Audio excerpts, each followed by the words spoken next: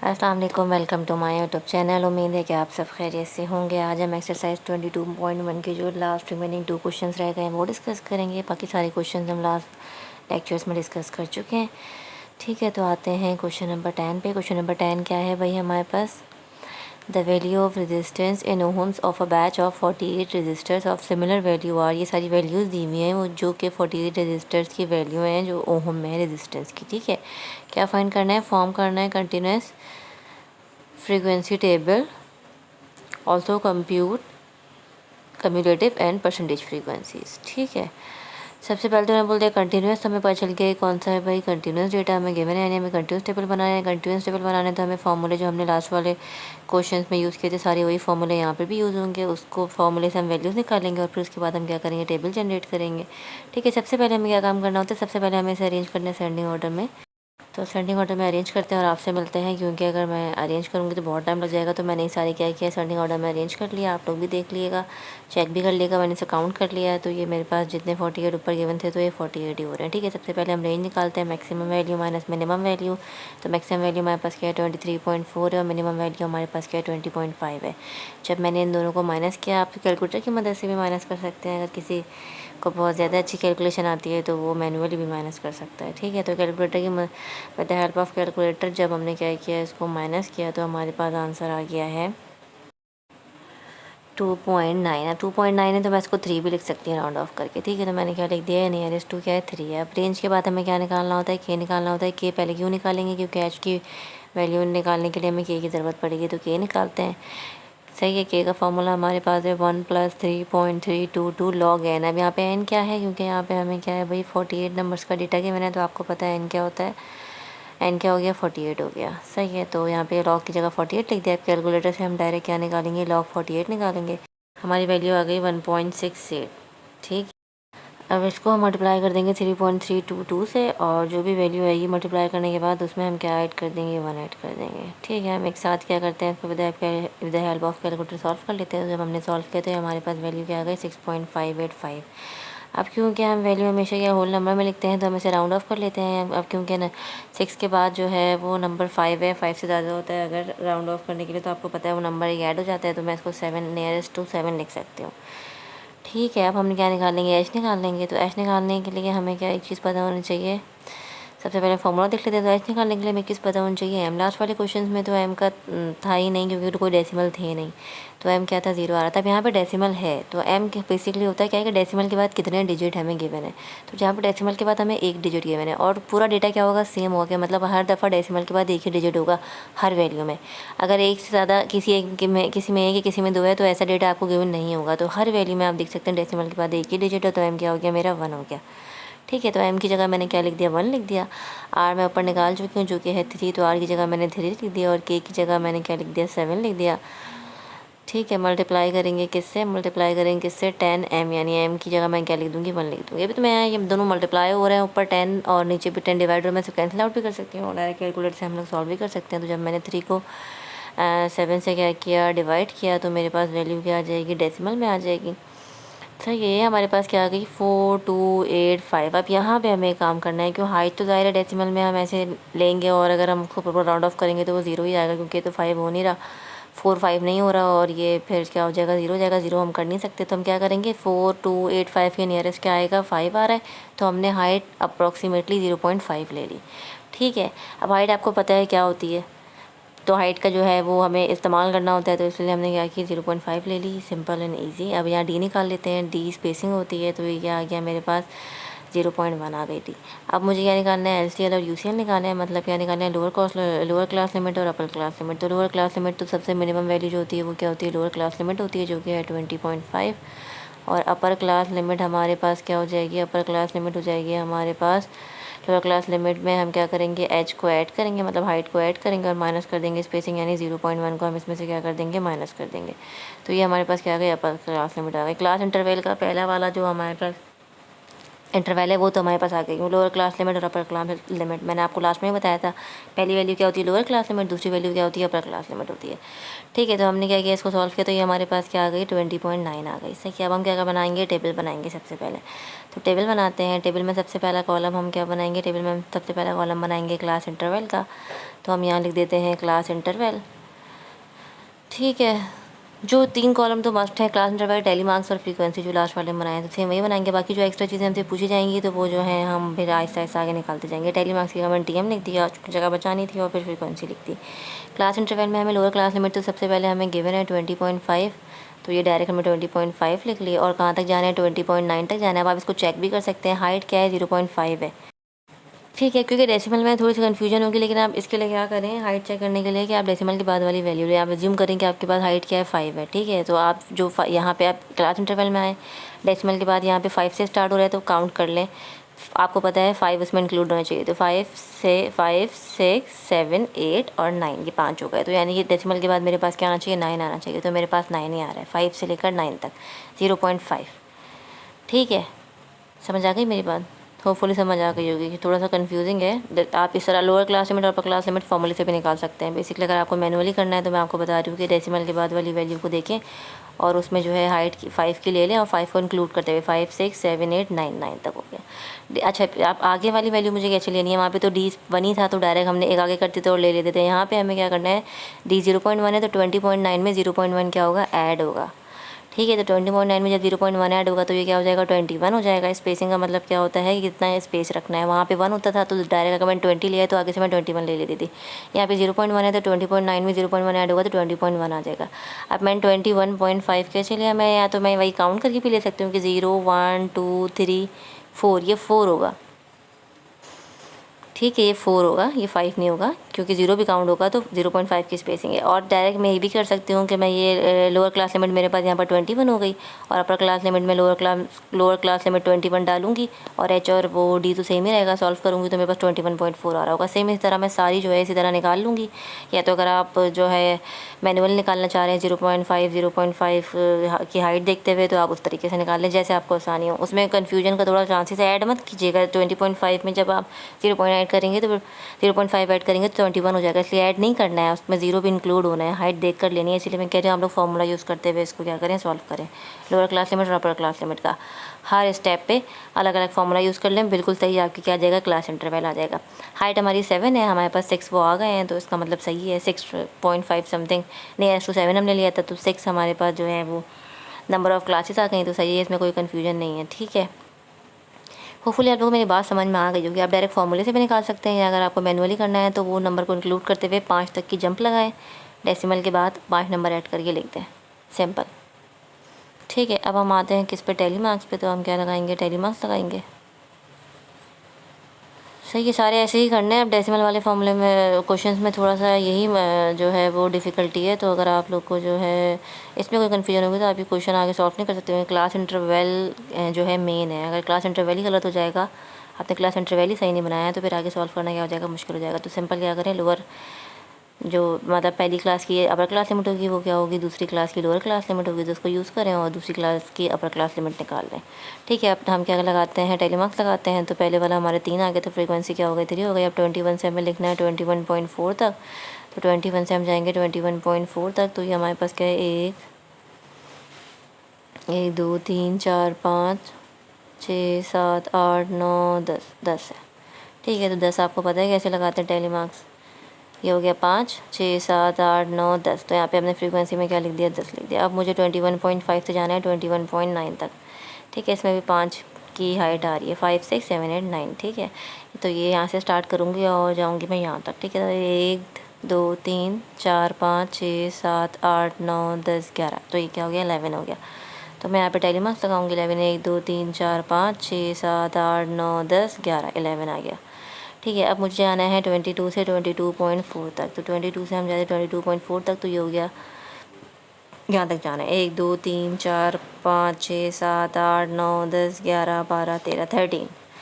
ठीक है, तो हम यहाँ 13 लगा देंगे। 1 2 3 4 5 6 7 8 9 10 11 12 13, तो हमने यहाँ 13 लगा दिया। ठीक है, अब हम आते हैं नेक्स्ट वाली पे। तो नेक्स्ट वाली में 22.5 से हमें काउंट करना है यहाँ, तो हमने काउंट कर लिया। सही है, तो हम यहाँ डेली मार्क्स लगाते हैं 1 2 3 4 5 6 7 8 9, तो ये क्या हो गया 9 हो गया। अब 23 से 23.4 तक जाना है, तो ये हमारे पास 2 हैं खाली, तो हम 2 डेली मार्क लगा देंगे और फ्रीक्वेंसी में लिख देंगे 2। अब इसको काउंट कर लेते हैं। फ्रीक्वेंसी को काउंट करना से ज़रूरी है, पता चल जाए कि हमने सही डेली मार्क्स लगाए हैं कि नहीं लगाए हैं। ठीक है, तो काउंट कर लें। टोटल क्या आने चाहिए 48 आने चाहिए, क्योंकि ऊपर हमें 48 रजिस्टर्स के बनते हैं। ठीक है, तो जब मैंने इसको काउंट किया तो ये हमारे पास क्या आ रहे हैं भाई, ये हमारे पास आ रहे हैं टोटल 48 आ रहे हैं। ठीक है, हमारी फ्रीक्वेंसी क्या है, सही है। अब हमें नेक्स्ट क्या निकालना है। ठीक है, तो नेक्स्ट हम क्वेश्चन में देखते हैं हमें क्या निकालना है। नेक्स्ट हमें निकालने का कम्यूटेटिव फ्रीक्वेंसी निकालने का। कम्यूटेटिव फ्रीक्वेंसी पे आप लोगों को पता है किस तरह निकालते हैं कि पहली में दूसरी वाली, पहली 3 लिख दी, दूसरी क्या हो गई 3 + 10, तो ये क्या हो गई 13 हो गई। अब तीसरी क्या होगी, 13 में जो 11 गिवन है वो क्या होगा, ऐड होगा, तो ये हमारे पास क्या हो जाएगा 24 हो जाएगा। उसके बाद 24 में क्या ऐड होगा, 13 ऐड होगा, तो ये हमारे पास क्या हो जाएगा 37 हो जाएगा। ठीक है भाई, 37 में हमारे पास क्या हो जाएगा 9 ऐड हो जाएगा। 37 में 9 ऐड होगा, तो ये हमारे पास क्या हो जाएगा 46 हो जाएगा। ठीक है, उसके बाद हमारे पास जब 46 में 2 ऐड होगा तो 48 हो जाएगा। ये भी सही आई है, इसका मतलब हमने क्या किया, सही सॉल्व किया। कम्यूटेटिव फ्रीक्वेंसी आ गई। अब हमें क्या निकालना है, फ्रीक्वेंसी परसेंटेज निकालनी है। फ्रीक्वेंसी परसेंटेज निकालने के लिए हमें सबसे पहले क्या निकालना पड़ेगा, रिलेटिव फ्रीक्वेंसी निकालनी पड़ेगी। फिर रिलेटिव फ्रीक्वेंसी से हम फ्रीक्वेंसी परसेंटेज निकालेंगे। रिलेटिव फ्रीक्वेंसी कैसे निकालते हैं, एफ़ को डिवाइड करेंगे, एफ़ मतलब फ्रीक्वेंसी के सम से। ये एफ़ है, इसको कम्यूटेटिव फ्रीक्वेंसी को नहीं करना, हमें एफ़ को करना है। ठीक है, यानी 3 divide by 48, 10 divided by 48, 11 divided by 10 divide by 48। ठीक है, अब क्या है 11 डिवाइडेड बाई 48, उसके बाद 13 डिवाइडेड बाई 48, सही है, और उसके बाद 9 डिवाइडेड बाई 48, और फिर क्या हो जाएगा मेरे पास 2 डिवाइडेड बाई 48। सबको डिवाइड करते हैं और फिर आपसे मिलते हैं। कैलकुलेटर से डिवाइड कर लिया हमने, हमारे पास आंसर्स क्या आ गए 0.0625, 0.208, 0.229, 0.271, 0.188, 0.042। बनाएंगे जो हमें रिक्वायरमेंट है, हमारी रिक्वायरमेंट क्या है, परसेंटेज फ्रीक्वेंसी हमें निकालनी है। तो परसेंटेज फ्रीक्वेंसी में क्या होगा, सिर्फ रिलेटिव फ्रीक्वेंसी को हम क्या करेंगे 100% से मल्टीप्लाई कर देंगे। तो हमें क्या करना है 0.0625 को मल्टीप्लाई करना है किससे, 100% से। इस तरह सबके साथ हमने यही करना है। अब हमें 0.208 को मल्टीप्लाई करना है किससे भाई, 100% से मल्टीप्लाई करना है। इसी तरह नीचे वाले के साथ भी करना है, तो हमारे पास क्या आ जाएगी, परसेंटेज फ्रीक्वेंसी आ जाएगी 0.229 मल्टीप्लाई बाई 100%। उसके बाद आ जाएँ तो 0.271 मल्टीप्लाई बाई 100%। ठीक है, उसके बाद 0.188 मल्टीप्लाई बाई 100%। ठीक है, उसके बाद लास्ट वाला आ गया हमारे पास जो कि है 0.042 मल्टीप्लाई बाई 100%। इसको 100% से हम क्या करेंगे, मल्टीप्लाई कर देंगे। मल्टीप्लाई कर दिया, 100% मल्टीप्लाई किया, तो हमारे पास सबसे पहले तो हमारे पास क्या आ गया 6.25% आ गया। उसके बाद मेरे पास 20.8% आ जाएगा। ठीक है, थर्ड वन मेरे पास है 22.9%, सही है। उसके बाद मेरे पास क्या है 27.1%, सही है। उसके बाद आ जाएगा मेरे पास 18.8%, और फिर हमारे पास क्या आ जाएगा 4.2%। इन सारी परसेंटेज को आप ऐड करें तो ऐड ऑन करने के बाद ये सारी जो है वो 100% आनी चाहिए, 100% या उसके आसपास ही आनी चाहिए, ज़्यादा नहीं होनी चाहिए। 100% आ रहा है, इसका मतलब क्या है, सही सॉल्व किया। तो ये भी दफ़ा चेक कर लेगा परसेंटेज फ्रीक्वेंसी में। ठीक है, ये तो हमारा क्या हो गया, क्वेश्चन नंबर 10 का सोल्यूशन हो गया। कंटिन्यूस का डेटा था, तो हमने पहले फार्मूले से वैल्यूज़ निकाली और फिर क्या बना लिया, टेबल बना लिया। ठीक है, थोड़ा सा अगर आपको हाइट मैनुअल लेने में कन्फ्यूजन हो तो आप लोग फार्मूला यूज़ करें और उससे क्या निकालें, क्लास इंटरवल निकालें।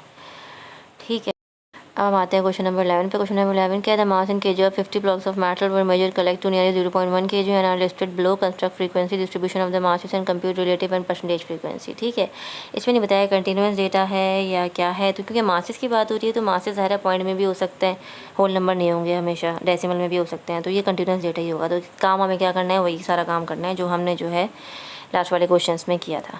ठीक है, सबसे पहले तो ये मुझे 50 ब्लॉक्स का दिया हुआ है, तो मुझे क्या करना है, सबसे पहले इसको असेंडिंग ऑर्डर में अरेंज करना है। तो मैंने क्या किया, इसको असेंडिंग ऑर्डर में अरेंज कर लिया, टाइम बचाने के लिए मैंने खुद ही कर लिया। और मैंने ऊपर सर्कल इसलिए लगाया ताकि जो मैं नीचे लिखती जाऊँ वो ऊपर जो कट डाउन होते जाएँ, ताकि हमें पता रहे कि हम सही कर रहे हैं कि नहीं। काउंट कर लिया 50, तो इसका मतलब हमने सही अरेंज किया। सबसे पहले हम क्या निकालेंगे, रेंज निकालेंगे जो कि होती है मैक्सिमम माइनस मिनिमम। तो माइनस किया तो क्या आ गया 2 आ गया। उसके बाद हम क्या निकालेंगे, के निकालेंगे, सही है।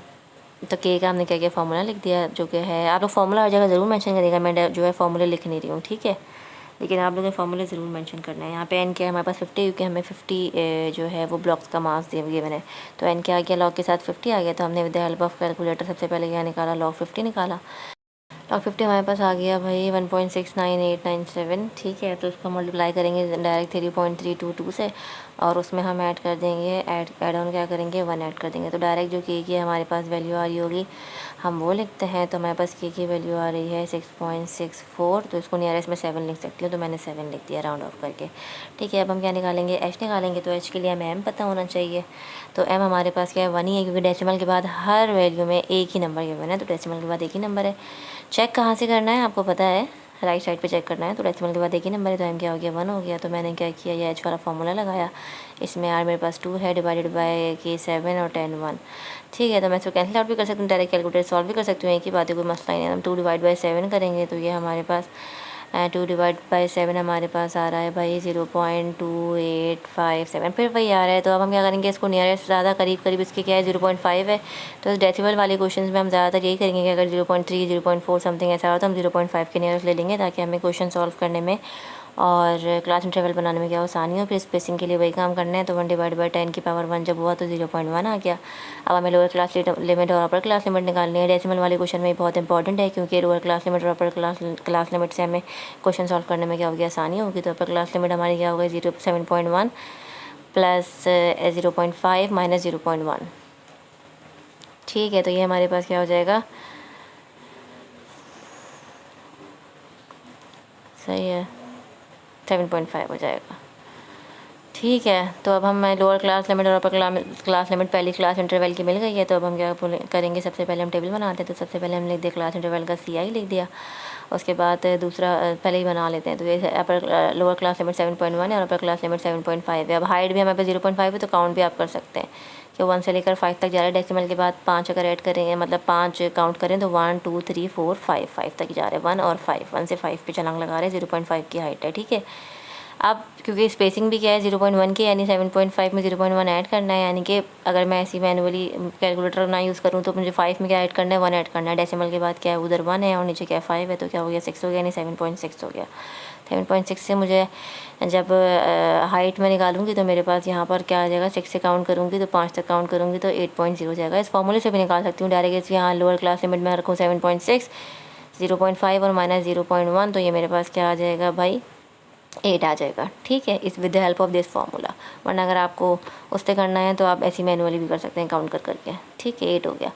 अब 8 में जब 0.1 ऐड किया तो ये क्या हो गया, 8.1 हो गया। अब 8.1 को मैं फार्मूले में रख के अगर निकालूँ तो यहाँ पे 8.5 आएगा। अब 8.5 में 0.1 ऐड किया तो मेरे पास क्या हो गया, 8.6 हो गया। और इसमें जब मैं वो करूँगी तो 9 हो गया। ठीक है, 5 तक काउंट करूँगी, 9.1 से क्या हो गया, 9.5 तक हो गया। ठीक है, हमें करना कहाँ था कि क्योंकि हमारी क्या है हाईएस्ट वैल्यू 9.1 है, तो हम यहीं स्टॉप कर देंगे। कितने हमारे पास क्लासेस बन गई, हमारे पास 5 बन गई। और हमारे पास ऊपर जो है कि हमारे पास क्या आ रहा था 6.64, हमने नियरेस्ट 7 लिया था, मतलब 6 के अराउंड आना चाहिए, 5 6 7। तो सही है, हमारा क्या आ रहा है भाई, हमारा आ रहा है 5 आ रहा है, तो सही है, हमारी क्लासेस बनी है। ठीक है, अब हमें क्या निकालना है, टैली मार्क्स निकालना है, और टैली मार्क्स और फ्रीक्वेंसी निकालनी है। ठीक है, तो अब हम आ जाते हैं, सही है, अब हम आ जाते हैं टैली मार्क्स पर। तो टैली मार्क्स पर आते हैं सबसे पहले तो 7.1 से 7.5 तक दिखेंगे। 7.1 से 7.5 तक दिखेंगे, तो 7.1 से हमें जाना है यहाँ तक। तो ये हो गया 1 2 3 4 5 6 7 तक जाना है। ठीक है, तो ये हो गया 1 2 3 4 5 6 7। तो फ्रीक्वेंसी साथ में एफ भी लगा देती हूँ, एफ क्या हो गया मेरे पास 7 हो गया। अब 7.6 से मुझे कहाँ जाना है, 8 तक जाना है। तो 7.6 से मुझे जाना है 8 तक, यानी इधर तक। ठीक है, तो ये गए 1 2 3 4 5 6 7 8 9 10 11 12 13 14 14। ठीक है, तो ये मेरे पास क्या आ गया, 1 2 3 4 5 6 7 8 9 10 11 12 13 14 14। ये मैंने यहाँ 14 लिख दिया। अब 8.1 से मुझे 8.5 तक जाना है। ठीक है, तो 8.1 से हमें जाना है 8.5 तक। तो 8.1 मेरा यहाँ से स्टार्ट हुआ और 8.5 हमारा है, काउंट किया तो मैंने, ये मेरे पास आ गया।